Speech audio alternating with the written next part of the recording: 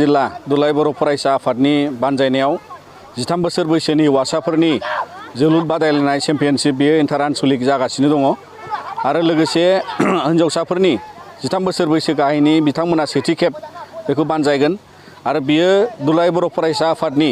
बड'फानि गेजेरथियारि सोलायनायनि मावथांखिनि मोनसे बाहागो मानोना जोङो माखासे जोंनि बर' माहारिखौ गोजौ फारसे एबा गेरेमसा माहारि खालामनो थाखाय गेलेमु बिथिंजों नोजोर बोनानै जोङो फुटबलाव बा जोलुर बादायलायनायाव दुलाराय बर' फरायसा आफादा बे उन्दै उन्दै फंबाय बिनानावमोनखौ लानानै इयुन समाव बिथांमोननि गेलेनायखौ मोजां मोननाय आरो बिथांमोना साफा साफा राफोद गेलेगिरि जानो थाखाय दिनै उन्दै बैसोनिफ्राय जिहेतु साखाफारा जानांगौ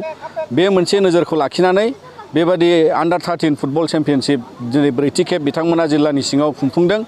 आरो बेफोरबायदिनो गासै जिल्लाया खुंगासिनो दङ आरो बेबायदिनो मिरुआरि जोङो गासै जिल्ला टु इन्टार डिस्ट्रिक्ट मोनसे आन्डार 13 नि बादायलायनाय जागोन आरो बिनि दारै जोङो मोनसे बड'फा फुटबल क्लाब मुंनि जि जोंनि फुटबल क्लाब एबसुजों बानजायजानाय बेयो रेजिस्टार जाबाय आरो बे क्लाबनि दारै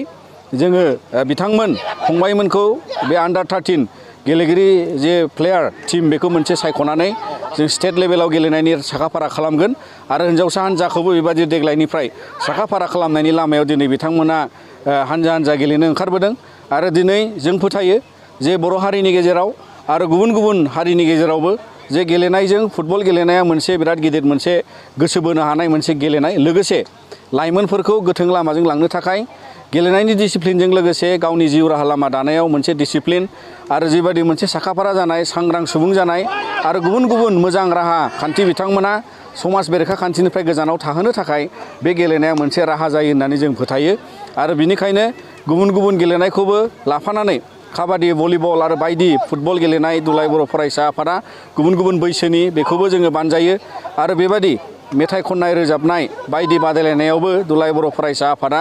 बे बड'फानि गेजेरथियारि सोलायनाय मावथांखिखौ लानानै जाहाथे जोंनि माहारियाव आथिखाल माखासे गुबुंले थासारिखौ गैया खालामनो थाखाय लाइमोनफोरखौ बिनिफ्राय बोथ्रोदनो थाखाय बेखौ एरायहोनो थाखाय दिनै ड्राग्सनिफ्राय एरायहोनांगौ दङ दिनै गुबुन गुबुन जोंनियाव समाज बेरेखा खान्थि जागासिनो दङ मबाइल बांद्राय बाहायब्रेनायनिफ्राय बिथांमोनखौ गोजानाव दोननो थाखाय गेलेनाया मोनसे फिजिकेलि मोनसे बिराद गिदिर राहा मानसिनि देहानि थाखाय आरो बेबादिनो सुबुं समाजाव जोङो गोथों लामा लानो थाखाय मोनफा मोनफा राहा लाहोनायाव बेफोरबायदि माखासे दुलाराय बर' फरायसा आफादा जों गुबुन गुबुन हाबाफारि आथिखाल रनसायगासिनो आरो बेबादिनो दिनै बड'फा उपेन्द्रनाथ ब्रह्मनि मुङै बेबायदि गेलेनाय आरो बायदि समाज जौगानाय माहारिखौ सिनायथि होनो थाखाय बे नाजानाया अरायसम थाबाय थागोन आरो बिनि थाखायनो नोंथांमोननि गेजेरजों जोङो जाय नायनो फैनाय जाय बिथांमोनहा बेखौ बरायदों आरो बयबो मोजां मोनो आरो बिनि थाखायनो जोङो दिनै खावलायगोन जाहाथे बयबो उन्दै उन्दै फंबाय बिनानावमोनखौ बेबायदि गोबां गेलेनाय राहाफारियाव मदद खालामलांगोन आरो बेबायदि जिउआव सानसे बिथांमोनखौ बर' माहारिनि गेजेरनिफ्राय जाफुंसार गेलेगिरि महरै जों इयुनाव मोननो हागोन होननानै जों फोथायो।